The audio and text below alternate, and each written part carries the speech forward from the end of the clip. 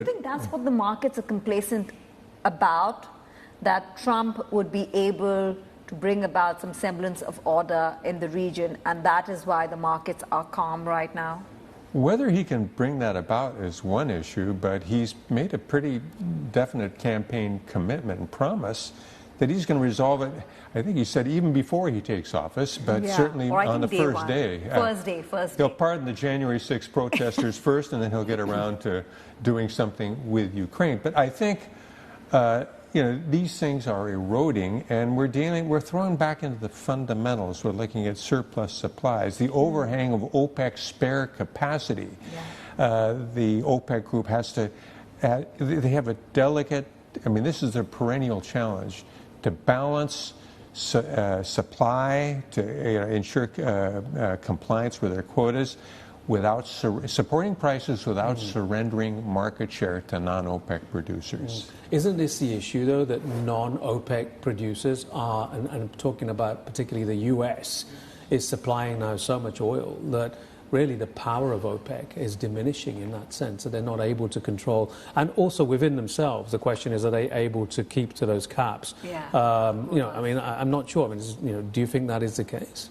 Well, over the years, I can recall back when OPEC was a bit naive.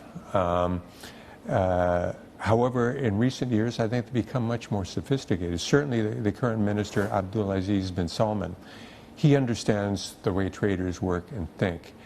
They've imposed a regime. Back in the old days, you're not supposed to say quota cheating. OPEC prefers to use the word leakage.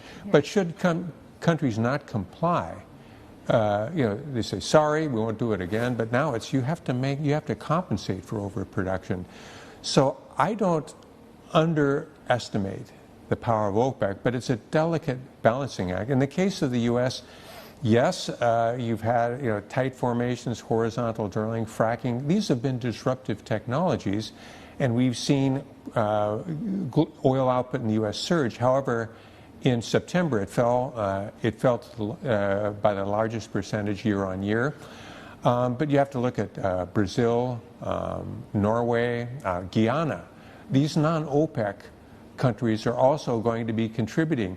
The simple equation is you look at global demand, you subtract out non-OPEC production, and that leaves you with what we call the call on OPEC. To the extent that non-OPEC production grows, then yes, the call on OPEC is diminished. So they have to balance between maintaining market share and supporting prices. Not a difficult thing to do, or a very difficult thing to do, excuse me. Indeed. So what does that mean for OPEC's plans for a production hike? Because they've obviously pushed that down the road, right? They've extended it, they've postponed it. Hikes are not possible, given the spare capacity that they're sitting on right now. And also, what about the demand side of the equation with China's slowdown? Well, Tanver, the way I read the delay, was supposed to happen today, it's delayed until Thursday. You can bet there's going to be some internal skirmishing and discussions over who gets what. Russia, Iraq, and Kazakhstan have overproduced recently. They will be making compensatory cuts, one hopes.